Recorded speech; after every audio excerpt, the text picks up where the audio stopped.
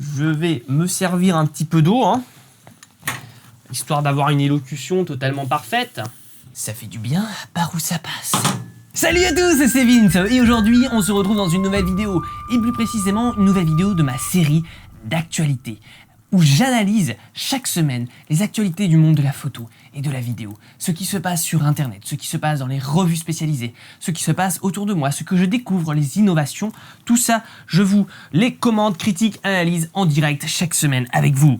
Alors, commençons directement avec un titre un petit peu putaclic qui nous est rapporté par le blogphoto.net. Quand la machine prend votre place, Arsenal. Alors, qu'est-ce que c'est que Arsenal? Qu'est-ce que c'est que cette machine? Je vais vous montrer une image en direct pour que vous voyez à quoi ça ressemble. C'est un petit boîtier qu'on va venir plugger sur votre appareil photo, qu'on va venir rajouter en fait, et qui va vraiment prendre le contrôle de ces derniers. Alors, explication. En fait, il va créer un mode automatique, mais encore plus intelligent que celui qui existe déjà dans votre boîtier, bien que celui-ci soit aujourd'hui très performant selon les boîtiers. Alors, je vais vous lire donc un petit extrait de l'article sur le blogphoto.net. Les fonctionnalités d'un réflexe sont en fait assez simplistes. Par exemple, il ne sait pas si le sujet se déplace dans une scène pour que la photo soit floue ou nette. En effet, quand il y a un sujet qui passe en fait dans votre scène, l'appareil photo en mode automatique va juste calculer pour que ça soit bien exposé et il ne prend pas en compte la vitesse de ce dernier. Et c'est à vous en fait de l'adapter. Ryan Stout, donc, qui est un ingénieur et un photographe amateur, a créé Arsenal pour transformer un simple appareil photo en appareil doté de l'intelligence artificielle.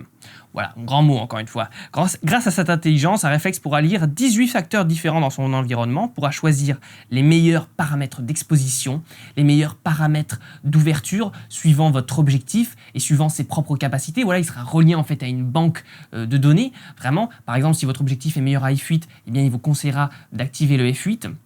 Enfin, de vous mettre à f8 pour avoir un meilleur rapport piqué-ouverture. S'il détecte en fait que vous photographiez qu'il n'y a rien, il n'y a pas un personnage en avant-plan, donc il va dire oui voilà ça c'est un paysage, donc il me faut un maximum de netteté, il me faut telle couleur dans le plan, il me faut telle vitesse. Voilà, c'est un mode automatique un petit peu amélioré, donc voilà ils le disent dans l'article. Cela signifie que contrairement au mode automatique normal, Arsenal peut détecter si le sujet se déplace rapidement et augmenter la vitesse d'obturation, donc pour éviter le flou de bouger.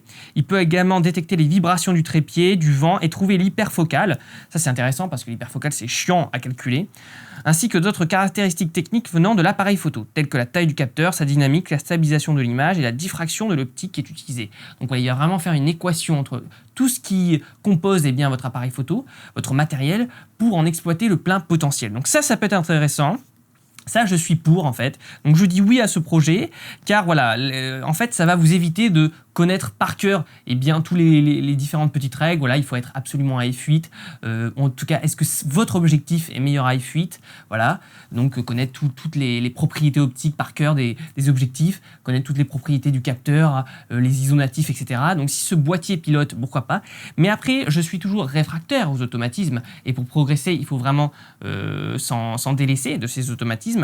Parce que, ok, la partie technique peut être chiante, ok, à première vue, ça a l'air un petit peu compliqué, surtout quand on débarque et qu'on voit ces gens-là qui parlent avec des mots chelous, mais notamment ma chaîne, elle est là aussi pour traduire, entre guillemets, pour vulgariser tout ça, et pour vous aider, vraiment, parce que apprendre la technique va vraiment doper la qualité de vos images. Donc, vraiment, si vous laissez faire en mode automatique, ou par ce boîtier-là, ce boîtier, j'ai déjà oublié son nom, Arsenal, eh bien, vous allez donner le contrôle, vous allez donner les clés, littéralement, de vos images à une machine.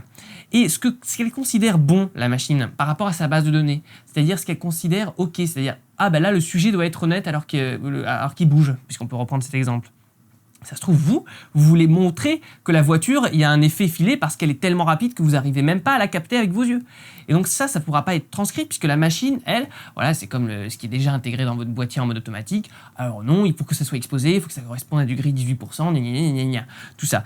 Et en vrai, c'est une gymnastique, je vais y arriver, intellectuelle à choper, mais une fois qu'on l'a, de comprendre comment fonctionne cette technique, eh bien ça marche et on va presque aussi vite qu'un mec qui est en mode automatique et qui, voilà, en plus, quand vous activez le mode automatique sur vos boîtiers, vous allez être contraint, par exemple, quand il va commencer à faire sombre, votre appareil photo, il va vous dire non, c'est plus possible de prendre de photos, alors que si, c'est possible. Par exemple, en créant un effet de silhouettage, ok, tout sera pas bien exposé, on verra pas tous les éléments, mais on s'en fout. Le but, c'est pas forcément de tout montrer dans une image, vous voyez. Donc voilà, je ne suis pas forcément pour dans l'absolu, mais pourquoi pas. Alors après, voilà, ça rajoute une dépense supplémentaire, hein. Tous ces gadgets photos là que je vous présente à chaque fois dans les actus. Il faut vraiment peser le pour et le contre, parce que là, donc, ça sortira normalement en janvier 2018, la campagne Kickstarter, elle est finie, je crois, et donc ça coûtera 175 $. Donc voilà, encore des trucs à payer, quoi. Enfin bon, pourquoi pas, on verra bien de toute façon tout ce que ça donne quand il y aura des vrais tests. Après, un petit article donc, qui nous est répertorié par phototrend.fr, qui parle donc de gants spéciaux pour les photographes. Alors, l'hiver va quand même arriver, hein, même si vous voulez pas, il va arriver, le froid aussi, et on sait tous, en tant que photographe, que aller sortir son appareil photo dans le froid, eh bien, c'est chaud. Justement, c'est le cas de le dire. On préférerait rester chez soi, alors qu'en hiver, on peut faire des photos incroyables. Il y a un temps, il y a une lumière différente. Le soleil reste bas dans l'horizon, ça peut créer des effets. Ensuite, il fait pas trop chaud aussi parce que quand on se trimballe tout le matos sur le gros sac, ça peut vite devenir chiant. Là, c'est beaucoup plus agréable si on est équipé. Et c'est vrai que vu qu'on a besoin de nos doigts en tant que photographe, eh bien, il y a une start-up norvégienne qui a créé donc un Kickstarter qui s'appelle donc Valeret, pour créer des gants qui se nomment les Markov Pro. Voilà. Alors, c'est des gants qui sont pas trop moches, qui sont un petit peu stylisés. C'est important aussi dans le choix, puisque du coup, ces gants vont devenir un élément de votre dressing. Donc, il ne faut pas qu'ils soient dégueulasses. Il ne faut pas qu'ils soient fluo et tout. Donc là, ils sont assez sobres, c'est intéressant. Donc, ils ont une mini poche dessus, voilà, qui va permettre de ranger des accessoires, des cartes mémoire. Ça, c'est bien pour pas avoir à fouiller dans toutes les poches de votre veste ou alors dans votre gros sac. Ils sont équipés de grippes à l'intérieur antidérapants, suivant en fait votre modèle d'appareil photo. Ils sont pas tous équipés du même grip et donc de la même prise en main, donc ça peut les améliorer. Ils sont protégés contre l'eau, contre le vent, donc c'est mieux que des sous-gants, hein, parce que je vois certains photographes, et moi aussi j'ai utilisé des sortes de sous-gants là un petit peu en laine, qui le vent les pénètre et c'est horrible, on sent le froid, rien que d'y penser ça me fait mal.